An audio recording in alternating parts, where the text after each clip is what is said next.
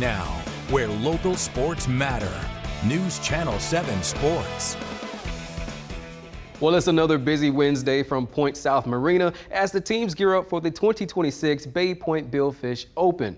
Tonight, the team's coming out to Neon's Bar and Grill for the captain and crew banquet. Everyone eating good food and enjoying each other's company before the competition gets underway Thursday morning. With tomorrow morning comes the boat parade and shotgun start, a staple of the Billfish Open, and is something that It Just Takes Time angler Nick Pratt is always excited to see.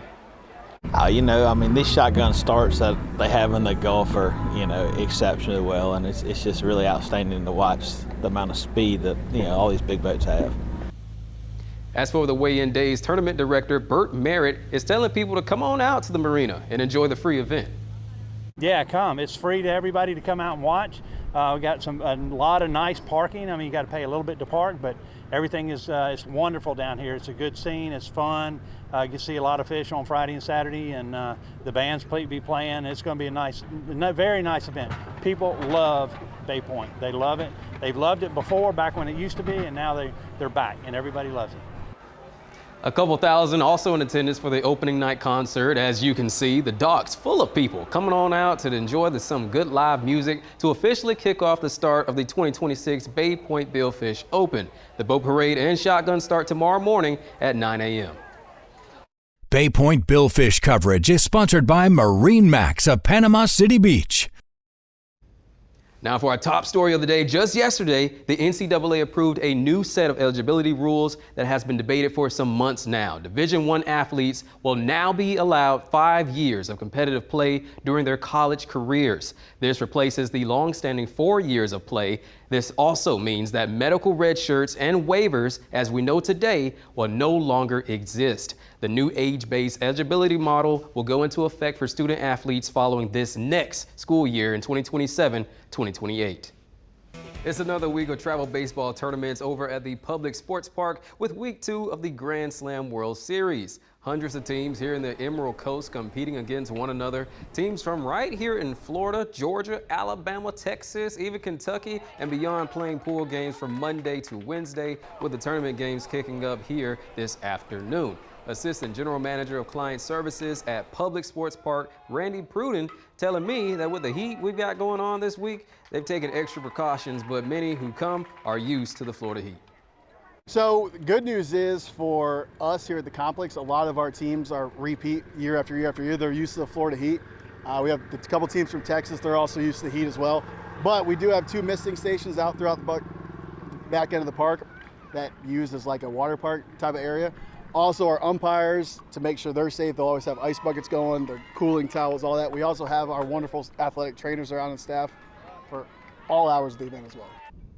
This week's championship game slated for Saturday at both Public Sports Park and Frank Brown Park. With the boat parade and shotgun start earlier this morning, the 2026 Bay Point Billfish Open is officially underway. The 86 boats coming out of Point South Marina, Bay Point, and into the Gulf to line up, throttle up, and head on out. Many of these teams going hundreds of miles out where they will begin fishing for blue marlin, wahoo, tuna, and dolphin before the weigh-ins Friday and Saturday. One female angler aboard Rising Suns says you have to be there on the boats to truly experience the thrill of being in the shotgun start.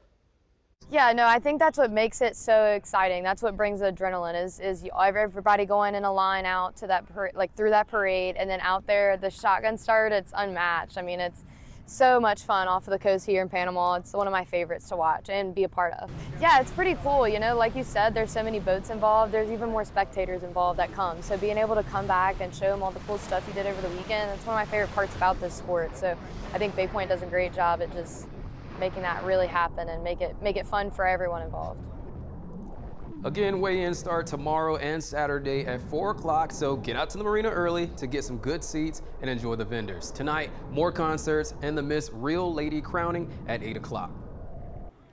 Yes, Scott, I'm here at Public Sports Park for week 2 of the Grand Slam World Series, where everything goes down. We're battling for gold, ages 8 to 14, teams nationwide. It's a slight overcast, but public sports park officials say that's not stopping the fun. Over 100 teams are competing in their respective age groups, trying to climb the ladder to compete for the championship round. Park officials say this annual event brings out competitors far and wide.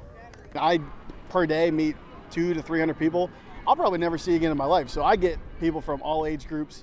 Everyone's having a good time. It's enjoyable, and just being around the game of baseball again for the summertime is just phenomenal. This week's Grand Slam World Series championship round kicks off this Saturday, and that'll do it for me. Scott, back to you. Yeah, Scott, I'm at Point South Marina for the Billfish Open. As the boat's starting to trickle in, we got beautiful skies, beautiful weather, boats starting to come in. After what was a busy week for many in last week's Emerald Coast Blue Marlin Classic, the crew here at Bay Point has been in high gear, bringing in tents, setting up vendors, and making sure everything looks in top shape for this week. Tournament director Bert Merritt telling us they are expecting over 90 boats for this year's Billfish Open. So he's expecting a very busy next 48 hours here at the marina. Yeah, it's been a very busy last couple of weeks. The weather hadn't cooperated this year much, but this week it looks beautiful. And so, yeah, today's typically moving day. So the boats come in, Point South Marina, St. Joe Company. They do a great job. I mean, wonderful job getting these guys in, getting them power. A few power issues to settle up, but they get them going. They get them ice. They get them everything. You know, we had a little water problem this morning, so everybody knows about that around here. But everything's going good. The boats will be coming in all day today. So today's moving day and getting them set up and ready for, we're going to feed them tonight, 6 o'clock for the crew. Once they get their boats in, washed down and all that, we'll be feeding them some good fried shrimp from Hunt Seafood, and looking forward to that. But that's what today's about. As Bert said, starting here in the next few minutes, it's the captain and crew dock party where the teams will be fed by Hunt Seafood and Oyster Bar. We'll have more tonight from Bert and Billfish tonight at 10. Scott, back to you. Yeah, guys, this game between Walton and South Walton, not just a 2A1 opener, but also a pretty good county rivalry as well. Braves getting the best of things the last 3 seasons, so Coach Lindsey and his guys looking to make it 4 in a row.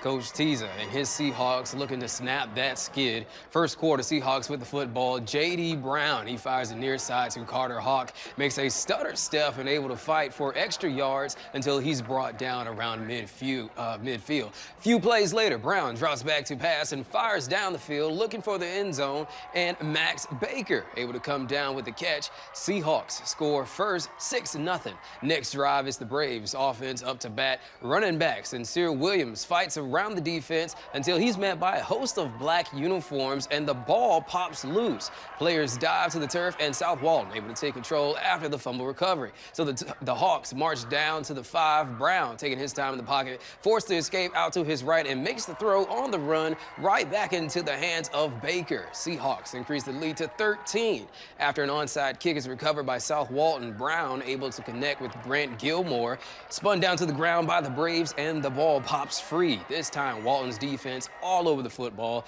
Braves now take control. Walton to the handoff back to Williams, and look at him move around. He goes right up the gut, untouched by the defense, flying down to the near side of the field. South Walton defenders able to catch back up and push Williams down around the 5-yard line. But the Seahawks defense able to stand strong near the goal line and stop a Walton score from happening. 13-0. South Walton at the half.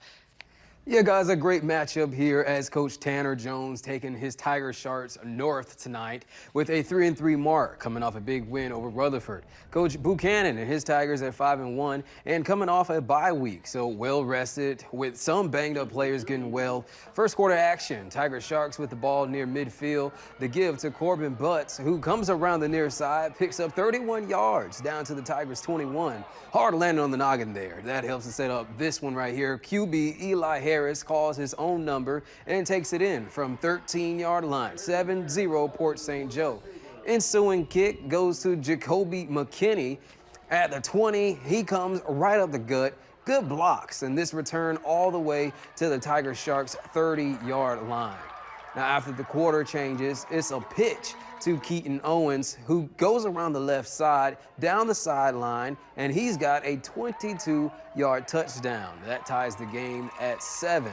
Sharks looking to answer. Harris drops back, scrambles. He tries to find room on the near side, but a nice open field tackle by David Harrell. So Chipley with the ball again, and the give to McKinney, who scores from the 4, ignores that late hit. He's good with a TD. 13-7, Chipley leads into the half.